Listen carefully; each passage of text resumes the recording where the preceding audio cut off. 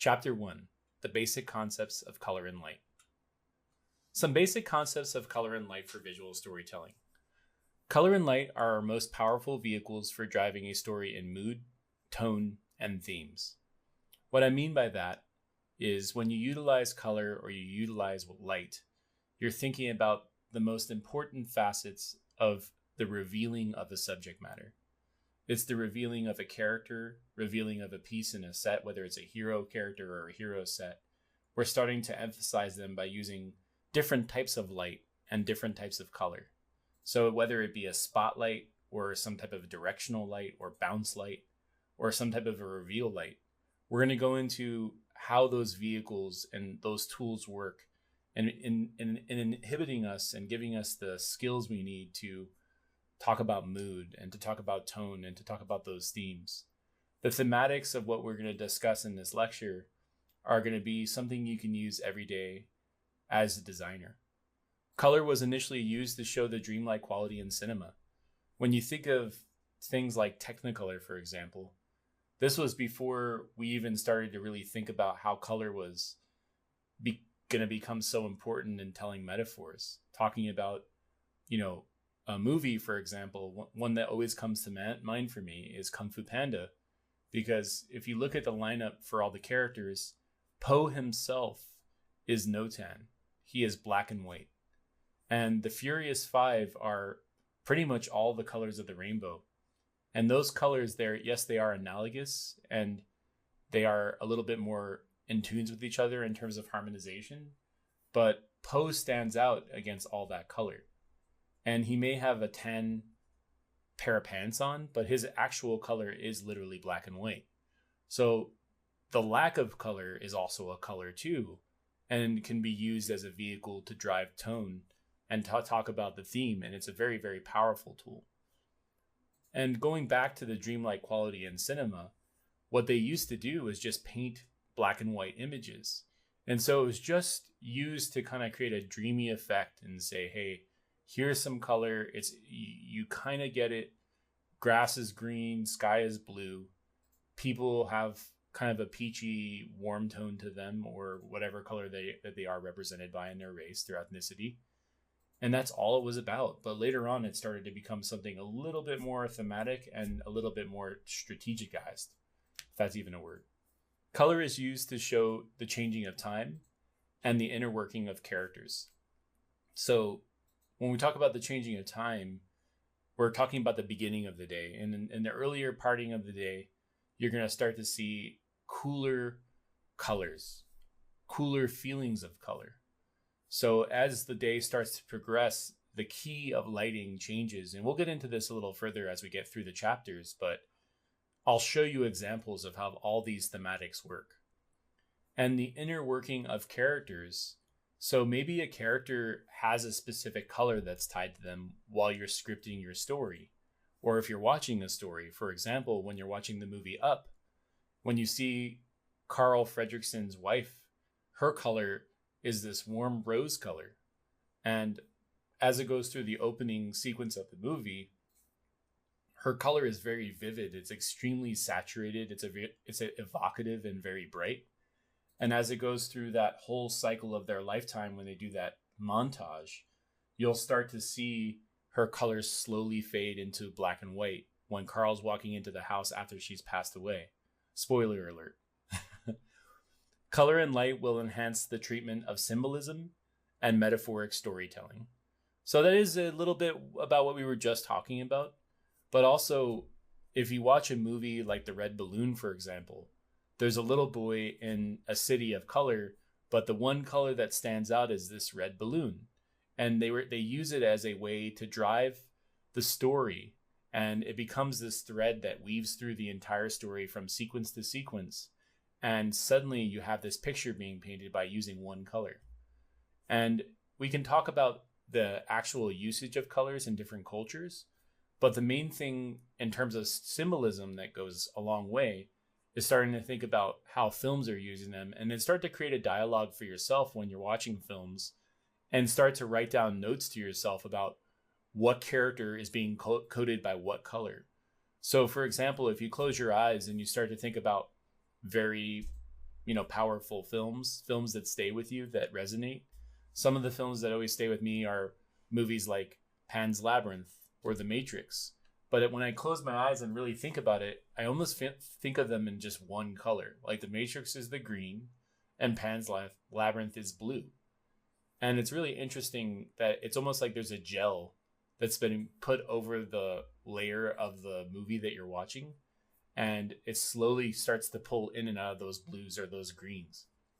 So color is three things. Color is number one, hue. It's also saturation. And in addition, it's value. Light is the opposite, where it is also three things, but it's different. It's value, it's notan, and it's chiaroscuro. Moving forward, this is the part that I get super geeked out about and really enjoy discussing, is the idea of the color wheel. So if you think about it very simply, it is the same thing. So if you look at the simple color wheel here at the bottom, you can see that the color equals value very specifically. So this yellow here is the lightest value in the color wheel. It's the most tinted into white. And if you look at the opposite side, which is the complement, the violet becomes a darker value. So that's like an 80% gray. And as you start to go around the wheel going towards the cool side, you start to see that it's light in either direction and then dark in either direction. So it works very systematically. It's almost like it's completely centered. And if you turned it on its side, it could be completely straight. So allow the yellow then to the yellow green be the brightest, and the yellow to the yellow orange be the brightest. So the first wheel, chroma, and the second wheel is value. The other relationships are relative to the problem you're encountering, whether it's a still life, a landscape, portraits, or whatever you're trying to tackle. Notice how the values correspond from one another from the warm side to the cool side. And this is a huge hint to understanding the color wheel and keeping a good check with the value range on the entire wheel. The middle ring of the highest key of the chroma. So if you look at this middle ring here, you could see that that key is a lot more saturated. And as you step down from the center key, which is the highest point of saturation, you'll notice the saturation discontinues into a gray. So that's something to keep in mind. The greatest intensity of color can reach that color family. So let's look at the colors on a color wheel. The first one being yellow. Yellow the brightest. Then the yellow-green, which is the second brightest. Then you go into the greens, and as you can see, you're getting the point here. It goes into green, then blue-green, and then into the cyans. And as we get towards the cyans, you can start to see that it tints down, and it starts to shade into the darker values. Then into blue, it gets darker and deeper. Violet blue gets way darker and deeper, and then once you get into violet, it's almost at the darkest, which it is basically the darkest point on the color wheel. And then from there, you start to warm up from magentas into red magentas and red oranges and yellow oranges. So those are things that I want you to keep in mind as you progress forward in the understanding of color, is look at the wheel and really try to dissect it. Take this into Photoshop, take it into any program that you're using, even if you want to try this traditionally, and practice tinting and shading using just values, and have one version that you've painted just in black and gray, and then have another one where you're actually creating the color wheel. And that's something where you'll actually start to build a repertoire with it and have a rapport with the wheel and know exactly how it works. And you'll start to see where these complements start to affect each other and the split complements, so on and so forth. Moving into that part of it, we start to think about color schemes. So what is complementary colors? I'm sure, most of everyone has heard the term complements or a split complementary. So the idea of, let me make sure this is on the screen for you guys. And as we continue forward, we're starting to talk about complementary, split complementary, analogous, and triadic. So what is complementary? It's what we were just talking about before. If we go back, it's the hues basically on the opposite sides of the color wheel. So complementary colors are more intense and they vibrate when placed next to each other as they complete for the intention of yours. While split complementary, one of the most complementary colors is split into a pair of the neighboring hues. So you can see here that they're split up from that yellow to that violet to that blue. And all those complements start to kind of vibrate against each other as well, but just they're being split up in such a way where there's three. Analogous colors, most interestingly enough, are colors that neighbor each other on the color wheel. So when you say analogous, you're basically saying in the green family, or in the blue family, or in the violet family, or in the magenta family. Warm family, cool family. You can easily say it that way. So these hues will appear to push each other. They create sort of a optical illusion where zones appear larger when it has your attention. Whereas triadic are hues equidistant on the color wheel, where they split off from one another, but they're simply like this red next to this green next to this blue. So if you look at them on the color wheel, you'll see this is the red here, and then the green is over here, and then there's the blue, and that's that same thinking that we're talking about in terms of the triad. They're all next to each other. Moving forward, this is the part that I really wanted. This is kind of the meat and potatoes of this lecture. Color and mood. So there's two different types of color and mood. You can look these up on the interwebs. And one of the reasons why I like these charts is they're kind of fun to look at, and they're kind of fun to analyze.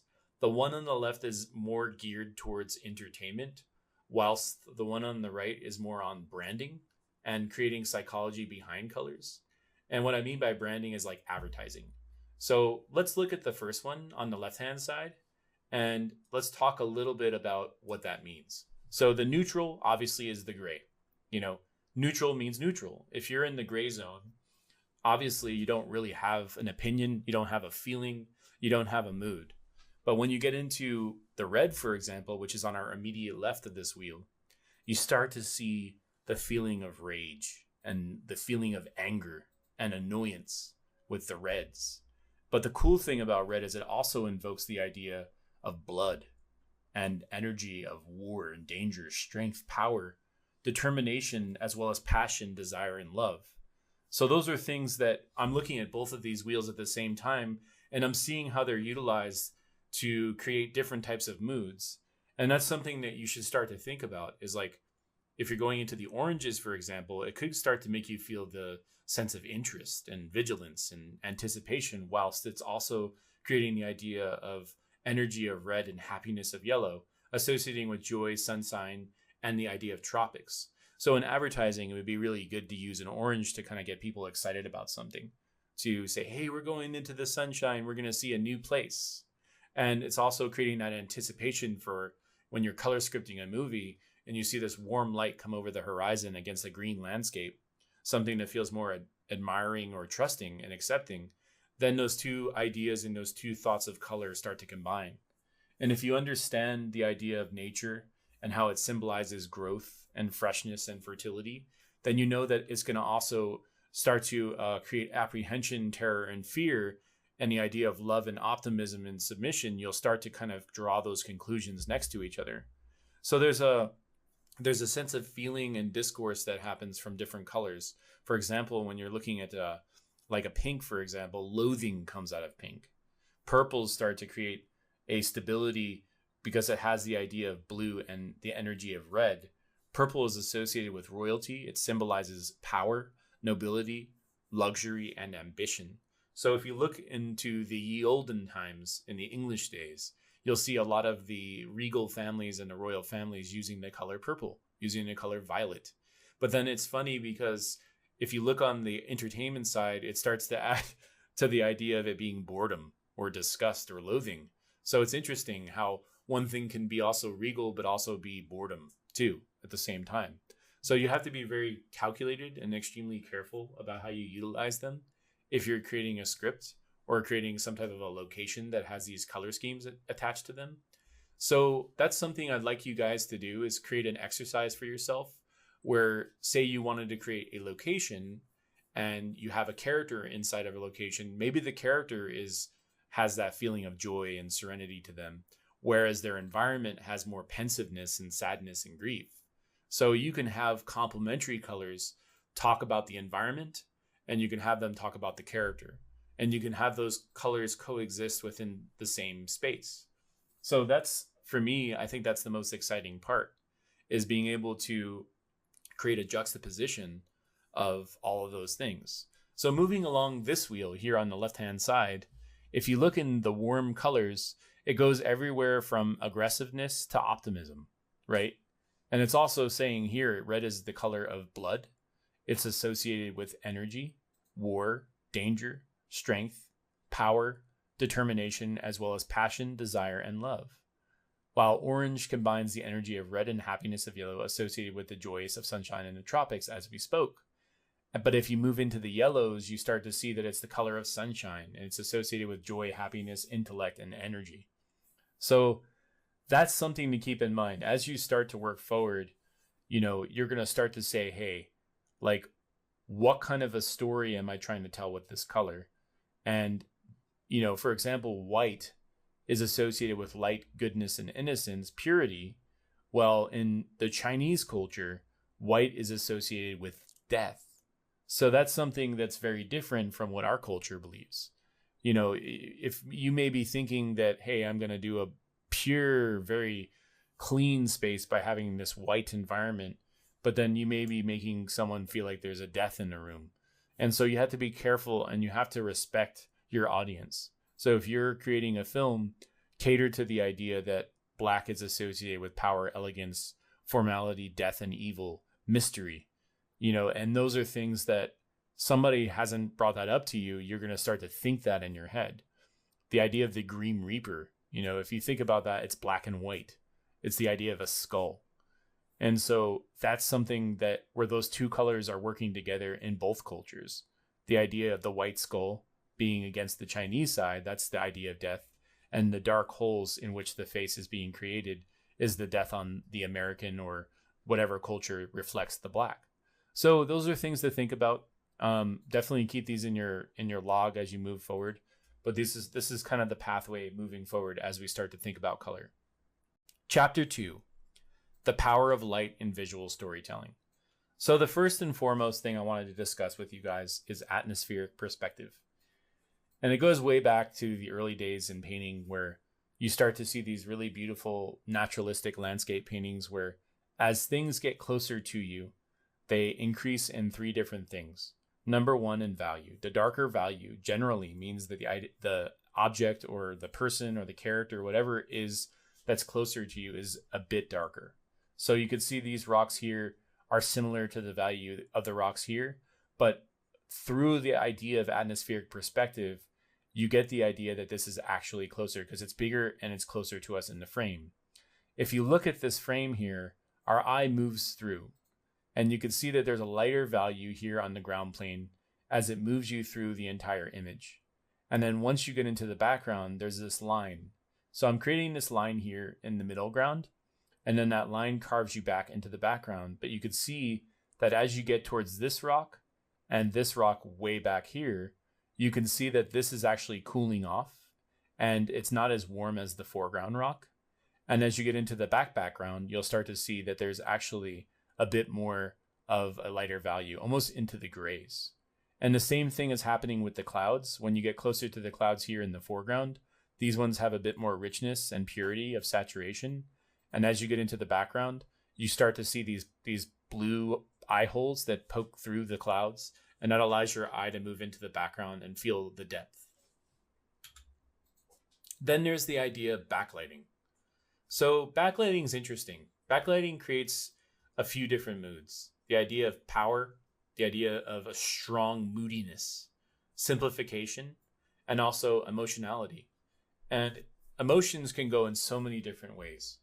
When you're looking at the snow scene, for example, on the left-hand side, this one might get you that sense of kind of pensiveness, and the white might make you feel a little bit of purity because snow is the symbol of purity and the symbol of rebirth and quiet. And then you start to see the cold blues come in, and there's some greens in there too as well. But then in the background, you'll notice that yellow, and that's that symbol of hope that's piercing over that white purity and that absence of life. Because during the winter time, generally things get just a little bit more stark and kind of cold, and things start to die off, especially plants and trees. But that sliver of color that's being backlit over this silhouette of this background, this piece of ruin, starts to symbolize the purity of hope. And I've also put in this red figure that's inside of a cloak just to make your eye look there. It's the same device that I was talking about earlier when I was talking about the movie The Red Balloon, where the red is actually that symbol that makes your eye gravitate towards it and magnetize towards the foreground and the subject. Moving on to the image on the right, this is an image of a plane that's docked on a runway and it's being backlit. And it's about that arrivals, the sense of warmth and hope and the joy and the excitement of getting started, of doing something new and doing something fresh and something fresh. But you also get the feeling of that energy of war. Maybe something's about to happen too as well. And that's something you have to take into account. The power of determination, the power of desire, those things are all happening here in that frame. But it's also the feeling of that yellow and that orange baking over the entire image that creates the anticipation or the interest. And that's all done through backlighting. Moving out to the idea of film noir. This is actually a style. This is something that was done earlier in our time in cinema, when you saw a lot of movies, a lot of video games, a lot of pictures being created in black and white. But the one thing that black and white has that color sometimes can't give you, it does give you, but it's more powerful in a sense of black and white, is emotional, stylized light and shadows. So film noir kind of gave you the idea of these long, beautiful, sweeping shadows and these rich contrasts of light and dark, overlapping one from the other. And that's so interesting if it's used well. Some films that I'd like to, inspire you to take a look at are movies like Night of the Hunter and The Third Man. And a lot of the early film noir films had very, very powerful use of light and also atmosphere as well. These are some images that I created when I was working at DreamWorks on a project called Me and My Shadow. And it was a lot of fun because we got a chance to experience with the idea that there's a black and there's white, and the shadows become their own character. And so here, this character here, Stanley, he works at a light bulb factory. He has his shadow that's charismatic and just dances behind him and is everything that he is not. He is slightly pensive and has his head kind of tilted down, and he's looking for something to do with his life, and his life is not making a lot of sense. Whereas, the other character here in the frame, this shadow is alive, it's dancing, it's excited. And so it creates that sense of power and elegance and formality. Moving forward, we'll start to think about flat lighting. So flat lighting is pretty interesting. It kind of feels melancholic. It feels sad. It feels somber. It's kind of the pastels of our color family, and it's the absence of saturation in a way.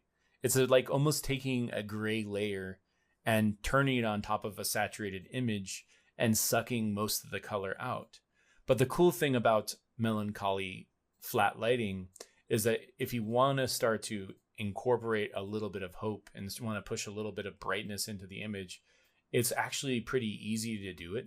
And so with this example here on the left-hand side, this tree, it's slightly grayed out, but then that little piece of that peachy salmon color that's coming through on that sun adds that sliver of hope and vigilance.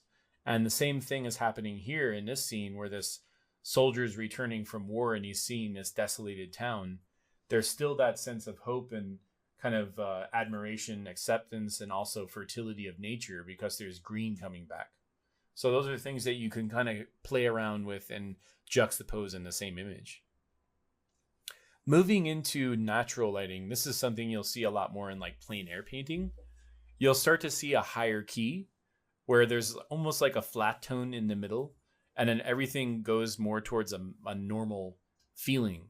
So with this specific image, for example, what I did was I started by washing in this warm orange tone on the back, in the background.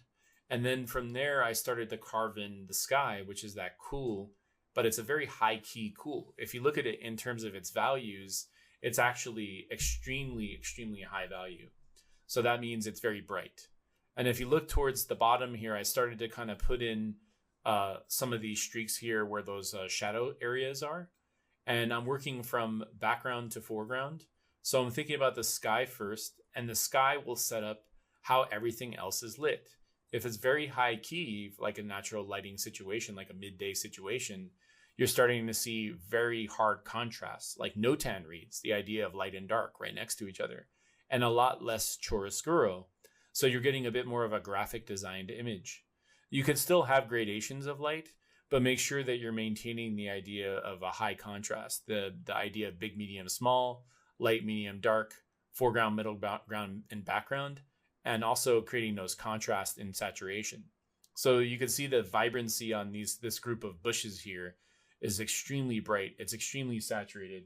And the sense of joy comes out when you're looking at this image, because you're looking at that sense of interest, in the color palette that we're utilizing. You're also looking at that sense of energy and happiness that's coming through from that bright sunny day. And those are things that, I was trying to evoke in this image, even though it's just a still image and there's no people in it. The character is the environment. And I think that's what a lot of people don't realize, is that your backgrounds don't necessarily have to occupy themselves with characters. The environment itself speaks for itself. And so if you do a good job of painting it, suddenly you have a very lively, very energetic image. And one of the things that you can do as you tackle your images is add particulates, add dust floating in the air, add a little bit of texture and a bit of grain to the background to give it a sense like there is something there that's moving and changing and evolving. And that's where we segue into this image, where it's more of a reveal lighting situation. So you can see here, these two images that I've painted are extremely mysterious because of the amount of atmospheric perspective that's going on inside of them. But it's a different type of atmospheric perspective where I'm allowing the contrast to become heightened. And you're seeing these shapes become extremely graphic. And this is that sense of somberness and mystery.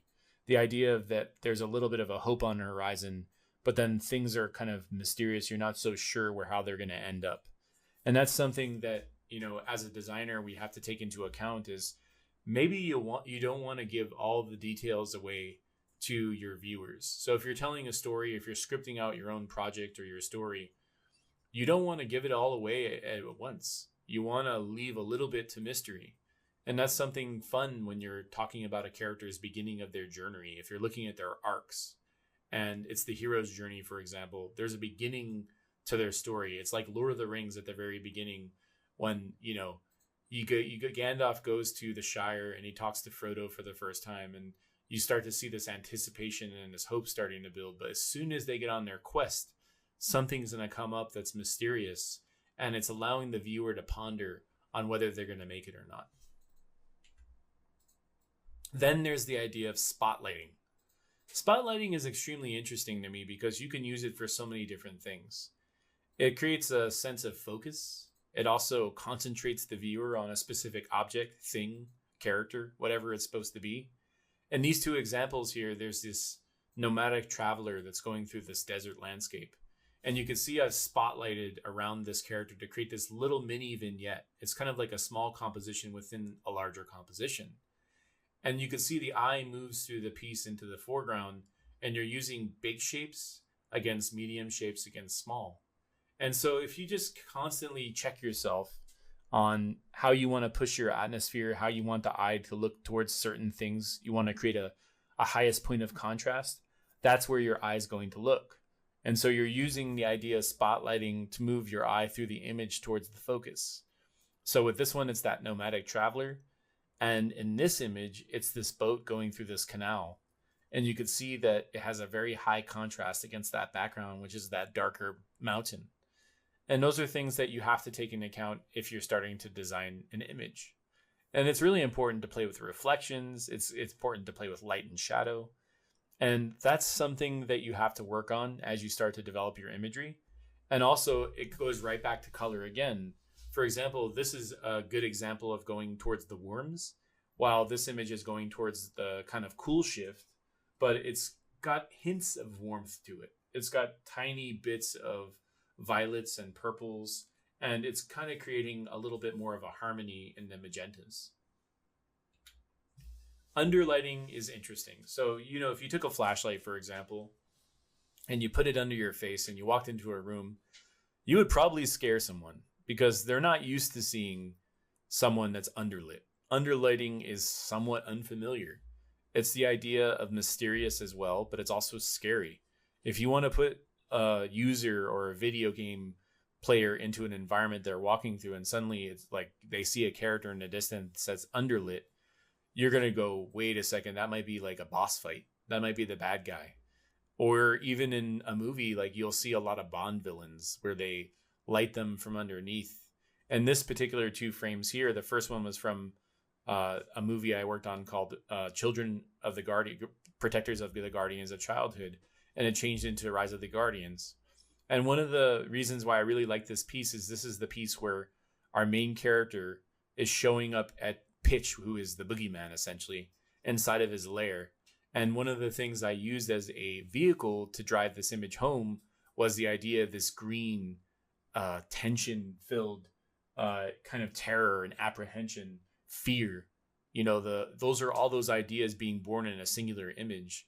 And then you see this character there, this character walking through, and he's just being surrounded by this blackness, this death. And it's just basically swirling around him and encapsulating him inside the environment. On the right-hand side, this was for a project called Neighbors from Hell.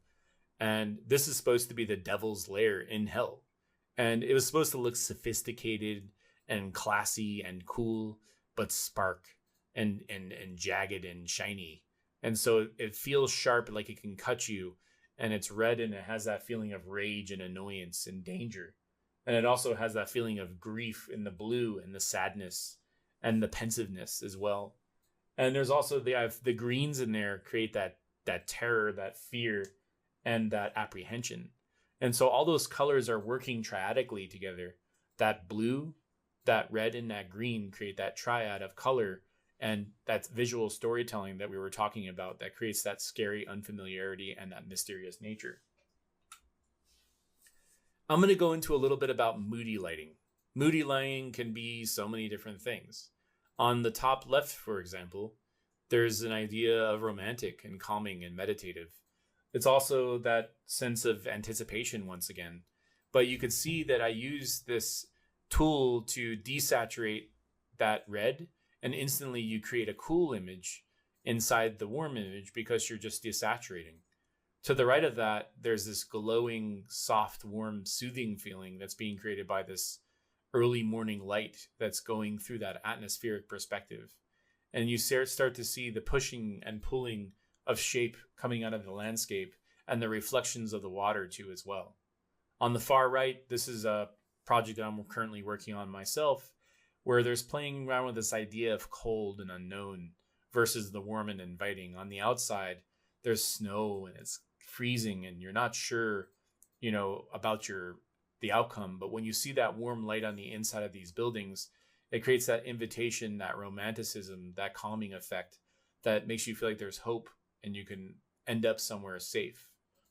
On the last image, these last two, the far left bottom one is just atmospheric lighting. I'm playing around with the idea of atmosphere bathing over this landscape, and then you're starting to bloom light in between certain areas to attract interest. So this is more about a landscape painting versus telling a ton of story, but it also gives you a sense of mood. On the far right, one of the things I was emphasizing in this is a character looking at this plane that's crashed inside of this swamp. And so it creates that the blue becomes a little bit, kind of monochromatic. But if you're looking at it in terms of value, it's staged very atmospherically. And it also creates that sense of lost and found details where some edges disappear into the distance while other edges come towards you. And it creates that sense of mystery. Now we've made it into the last chapter. The chapter 3 is about color scripting, or even color grading, whatever you want to talk about. But first and foremost, I wanted to show you this images here. The first one being this scene that I worked on from Secrets of the Furious 5. And when Ramon Zebach gave me the color script, he explained to me what he wanted to see inside the image. The first one here was Tigress. She's a little super tiny speck here in this frame, but she's inside of this room that's literally just grays, blacks, and whites. The only thing that's warm is the floor. And if you carry your eye through, this place feels very isolated, feels very scary and mysterious. There's a bit of unknown there in the way that that's being used. The light coming through the window creates a film noir effect. And the way that we worked on Secrets of the Furious 5 for Kung Fu Panda was thinking about things in Notan. And it did have a sense of atmosphere, but it wasn't like your regular 3D movie. This was actually a 2D film. So we got a chance to play with a lot more graphic design. On the second image here, you can see the grayness of the environment behind our tigress character, and the sheep is like trying to console her. And there's warmth around this area, which creates a focal point. And then there's that yellow there that's also creating that energy of happiness, but you can see that that gray is contrasting it immediately. So she's going to go right back to where she was because nobody showed up to pick her up. But on the opposite side, you see this goat sheep character talking to Shifu, and Shifu decides to adopt Tigress. And so in this last frame, you could see her warmth and her glow as she leaves the place where she was in this like sad, somber, grief-filled environment. So what is a color script? A color script is an overview of the entire movie or a sequence. This visually represents the written script into emotional visual breakdown from scene to scene. So on this left one here, you can see that red is the idea in the symbol of danger. So you can see this gorilla, he's inside this town, he's grabbed, this is Viper's dad, and Viper's dad is being like flailed around here, and there's the feeling of death, that white and black next to each other, and there's that also that feeling of grief and sadness that's baking over the whole scene. And then you can see the warmth and the anticipation building on the inside here.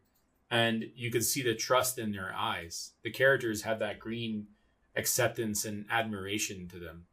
And then she leaves the comfort of her home and she goes into that blue sadness, that pensiveness that night. And she goes towards the danger and that rage and that anger. And so the red is baking over her in that blue. So if you look at it in terms of its simplicity, it's very powerful. The blacks and the blues become the unknown. And you can see that Viper's color is golden with the warmth and the spirit of the fight. So she goes against this giant gorilla who's black and white, the sense of death. And it's taking over the father, and you can see these two characters battling it out. And it's just such a nice play on how color should be represented in a sequence. Moving over to the other side, you can see that Mantis is represented by the green and the yellow. So that green creates that sense of acceptance again, and the idea of trust and admiration. So you're admiring that character against that warm, kind of interesting background. But then you start to see him fly, and so there's joy in that flight as he battles against these ladybugs, these evil ladybugs that are trying to surround him. And we played around with sucking the color off of the bellies of the ladybugs and making it into a gray so they stand out against that warm background. And so it's the green versus the red, which are both complements. And then you also get the idea of that gray and the unknown once the character has been captured.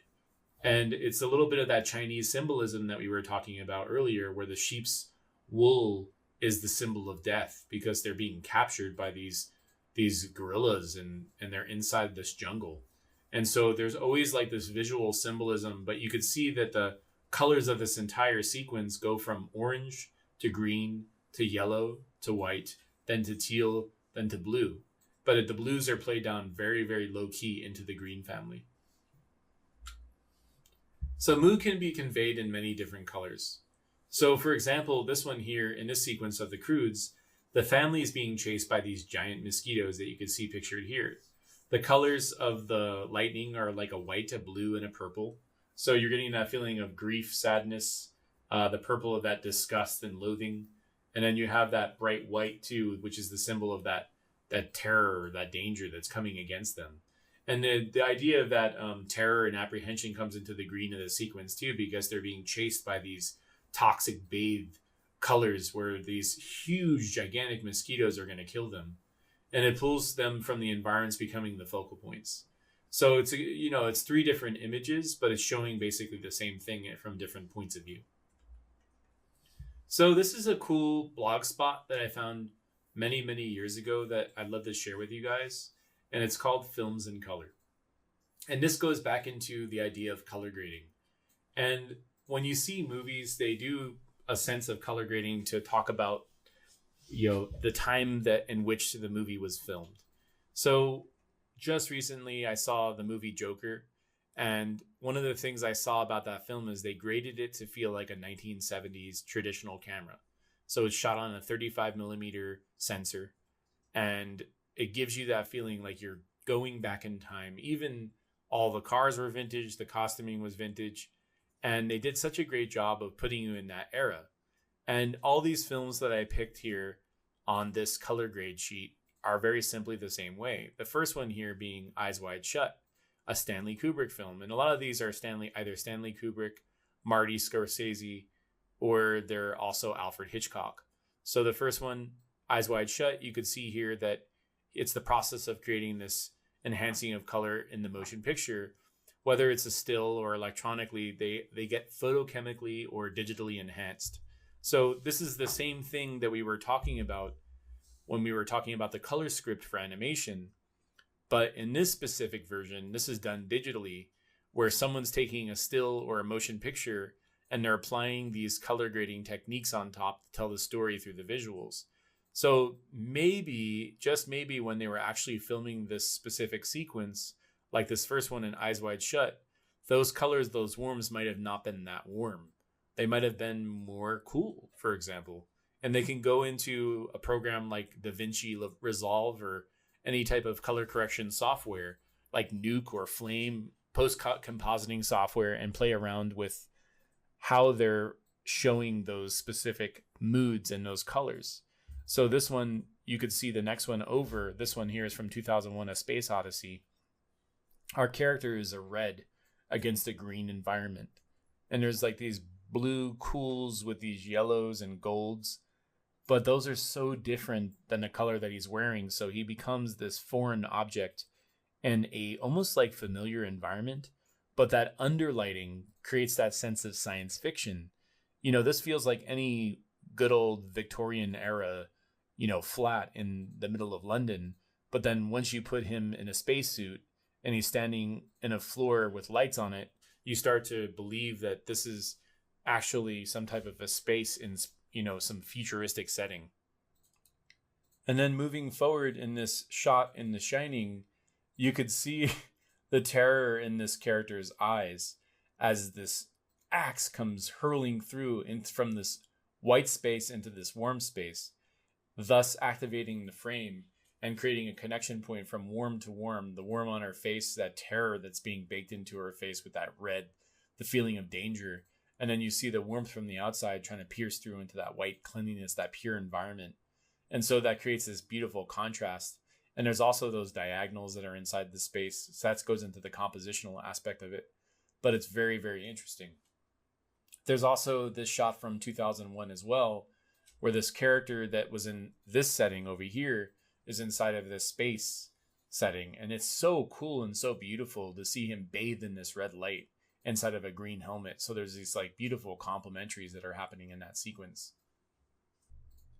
On this bottom left frame, you have Alfred Hitchcock, the rear window, as well as the birds. And on these two images, there's a play on dark and light. So you can see in the optics of this camera where this character is looking out the rear window of this house, you start to see the reflection. And in the reflection, there's a bit more higher saturation. And there's a lot of contrast that ranges from the front of the lens to the back of the lens. And there's also that mysterious reflection that's happening on the back of that ring that creates that focal point that's on the hand of the character as it sits against the dark. So you have the light that overlaps the dark, and then you have the warm that overlaps the cool.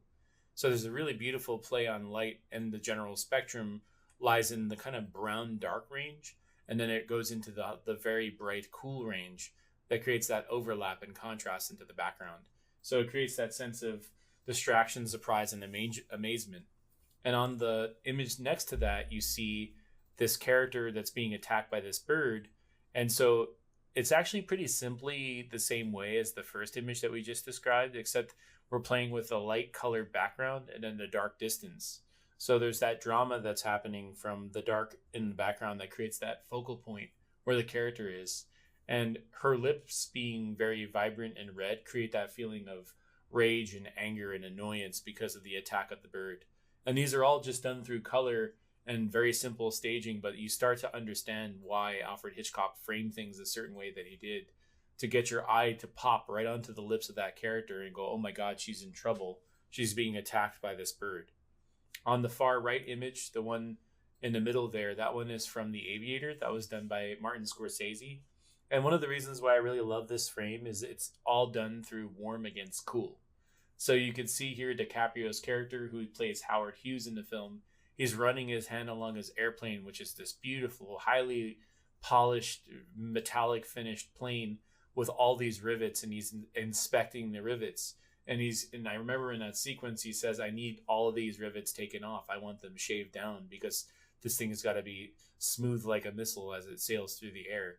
And it was just a beautiful reflection that's happening of warm against that cool. And in the cool area, you're starting to think of the idea of amazement, because he's amazed by his own airplane, and he admires his airplane because it's a teal.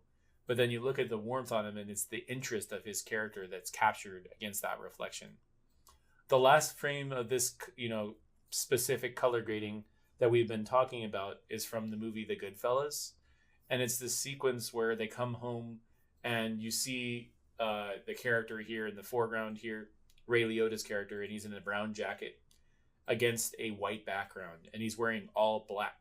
So it kind of gives you the sense of power and elegance, formality, and then also death too, as well.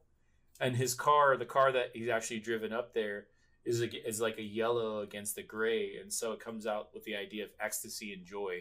But in this frame, this sequence, it's kind of a bewilderment because you're not sure where it's going. You see this guy strong-arming his girlfriend in this sequence. He walks across the street, and then he apprehends him and really holds him down, and I think he hits him with the blunt end of his pistol. And you see for the first time that he means business, and he's very violent in this part of the film. So thank you very much for joining along this journey with me. I hope you got something from this, and I really appreciate it. And we'll go into a little bit of a quick demo here at the end, but I just wanted to say thank you again, and talk to you soon. So we're going to jump into the last part of this lecture. And first and foremost, I just wanted to thank you guys thus far for watching this series. It's been such a pleasure talking about color and light and visual storytelling, and letting you guys get a chance to see into a window of how I work, how I stage images, how I see pictures in general. And one of the most important things for me to show you guys is how I compose my images and how they work. So let's start with this image here. What I'm going to do is just going to turn off all the layers from background to foreground, so you can see how my thought process works as I develop this image. So the first part I need to start thinking about is, how do I want to tell the story? Do I want to have glow of light everywhere? And that's what I wanted to do. I wanted to create a sense of happiness and a sense of warm, glowing, inviting temperature, this feeling of when you close your eyes and you see sunlight through your eyelids. It's that feeling of light bathing across your eyes. And that's one of my most vivid memories when I was a kid, was when I used to go out to the park, and that sense of security and that sense of being safe when you close your eyes and you see that warm sunlight baking over your eye. So from there, it's like, okay, how do I establish that sense of coolness, the sense of snow that's on the ground, that's peppering onto the ground into the background? From there, I'm like, okay, I need my focal point. My focal point is this palace, or I should say small temple, that's in the background. And I want it to be striking. I want that sense of warmth and life. So that red against that white creates that warmth and that light that bakes your eye towards the background. And I'm trying to create a very high contrast type of lighting scenario. But I'm also trying to keep the sense of coolness of being within a tree, within an area of a forest that allows your eye to feel as though you're traveling through a space. So from there, I'll start to work from background to foreground. So this is my background layer. This is a sense of these trees, these extremely vertical trees that allow your eye to move from this area to this area and be trapped on a specific plane. But here I'm already thinking about my horizon line. I'm thinking about how this foliage is dense. And so it's capturing a lot of the light from overhead. And it's creating a rich canopy, but it also has some darker, deeper, more occluded areas, and then some subsurface, kind of sub-transferred areas here of light. From there, I'll start to think about the areas that are catching the stippled light, the highlights that come from behind. And then I'll add in some snow kind of texture just to kind of make you feel like there's some snow from above that might be falling. And then I'm going to start to think about from background to foreground, depth, design, detail, but I'm being very strategic about how I layer these pieces. And then from there, it's like, okay, how do I get the eye to feel like it's traveling and going on a journey through the distance? Always constantly looking at this thumbnail view over here on my navigator. It allows me to see if my reads are working, even if I'm not looking at this global stage, this larger stage here. So from here, then I'm starting to think about the ground plane. All of this surfacing and all of this detail that goes on top of this is basically like a anchor point and an integration point that allows the eye to believe that this is sitting inside of that space. So that's very important for getting that anchor point in the visual storytelling. More texture of leaves from that background area to that foreground. This texture here makes that sense of depth, that sense of believability, that sense of overlap. And then from there, I'm starting to delicately start to stage in texture, light, design. All of those things are starting to come into play. There's going to be a little bit of cool light that's reflecting off of these trees, these huge trees that are rising up beyond the picture plane are going to be bouncing light from that snow environment inside. And then from there, I'm going to start to add in some trees that have some local colors that are activated by a light source. So you could see here on this specific tree as well, that there's a local color that's starting to get some sense of transference.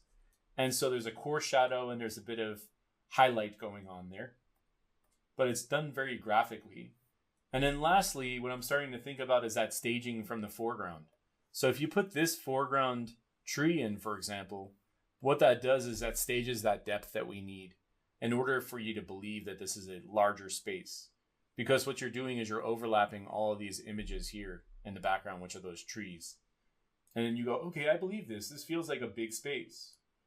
Then I'm going to start to add in some atmospheric perspective, the sense of moisture, coolness, the richness of texture inside the air. Then I'm going to have that particulates, the idea of snow, and the snow itself is actually capturing light.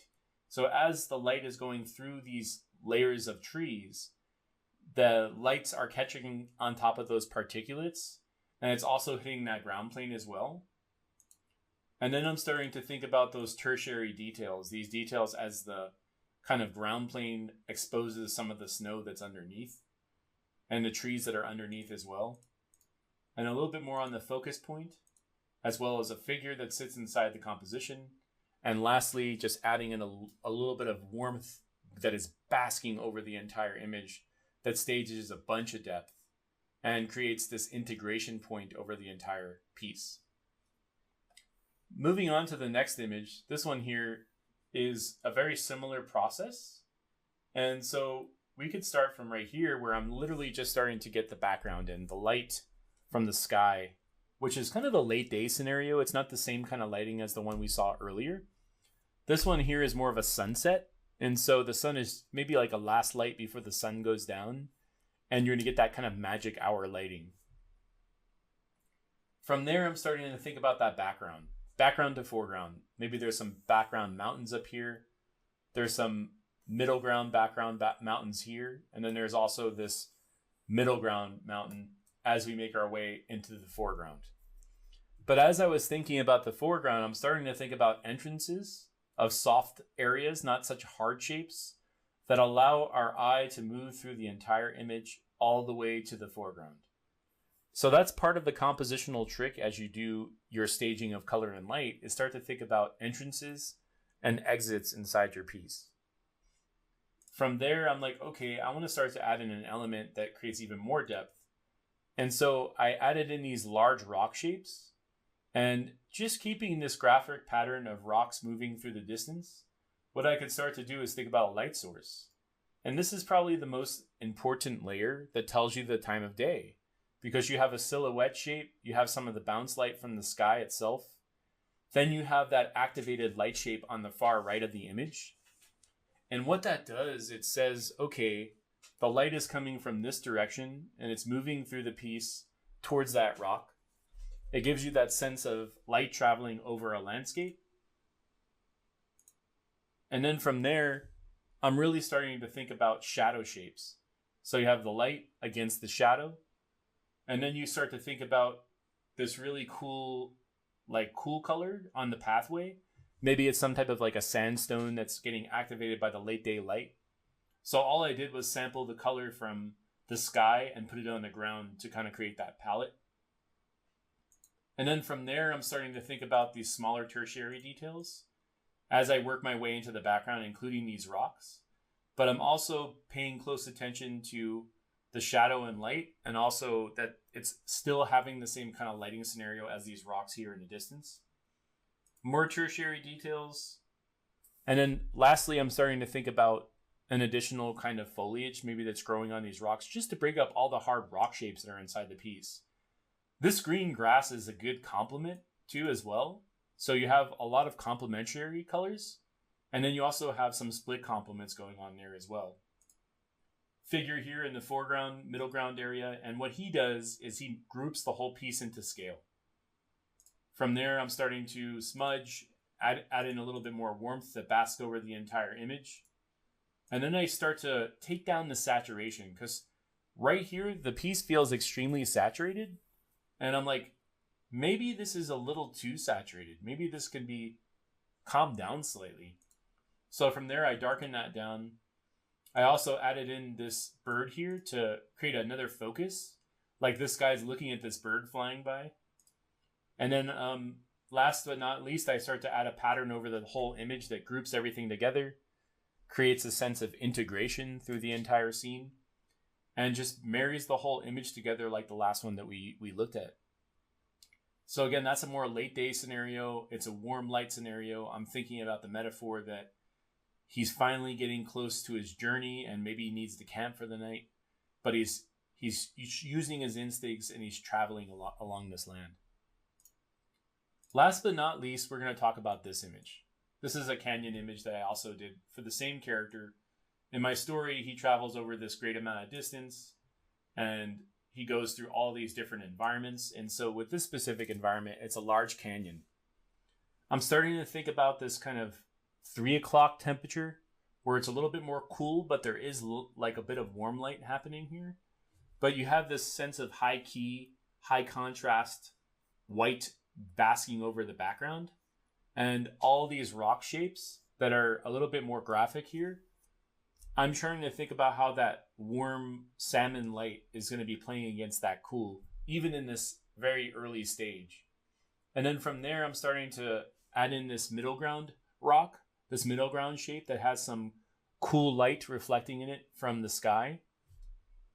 And then from there, I'm starting to add in some warmth because I want the foreground to feel a little bit more warm. And I'm thinking about this type of leaf pattern that is getting stippled lighting on it. And it creates that sense of subsurface scatter. And this is extremely important when you're working on an image to start thinking about what kind of light transference you're going to have. This is what gives you that sense of naturalism and that sense of believability in your image itself. And I think that's extremely important as you guys start to work through your image. And then from there, I'm starting to think about that foreground element. Those 2 rocks here are our anchor point. Just like that tree was in that snowscape, these 2 rocks are playing a very similar role in making you believe that you're looking past something and creating a whole bunch of depth inside your image.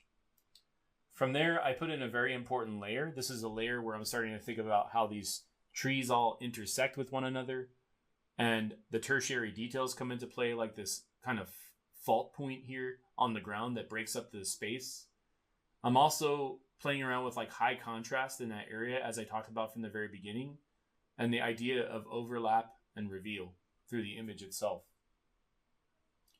Lastly, I'm going to start to think about a character, right? Same character that we had traveling through the other image. And what this does is it just sets off scale. It starts to say, okay, this space is huge. It's not just a beautiful landscape. It's also a place to travel through. And so you're going on this journey with this character and you're starting to see what his story is. And so going back to the other image, the image that we were just looking at, let me open that up for you guys. I'm starting to think about this guy's story. You know, he's traveled across many lands and then somehow he's ended up here. But what is different about this landscape, this warm landscape, than this one? It's that lighting, it's that temperature of the day. And so as you start to finish out the image, you start to think about ways to kind of break these things apart and make them a little bit more individually unique. And this one specifically is that idea of light transfers and subsurface scatter. And the other one is about that side light that moves through the image, as I discussed earlier. And so I hope you guys learned something from this breakdown of these images. This is how I think about staging. It's extremely simple. I try not to overcomplicate my process. I used to be extremely involved in making everything feel super realistic. And it's a style choice for me now when I do personal work to try to break things down into the most reverse engineered, most simple interpretation of what this is. This is for personal work. But I'm working on client stuff. If they want something that feels more realistic or naturalistic, I have to go in that direction because that's what the client wants. So again, thank you guys for joining me on my journey. And I look forward to seeing you guys in your art journey. Please take your time and rewatch this as many times as you need. And again, I really appreciate you guys joining me on this ArtStation workshop. Thank you very much and take care.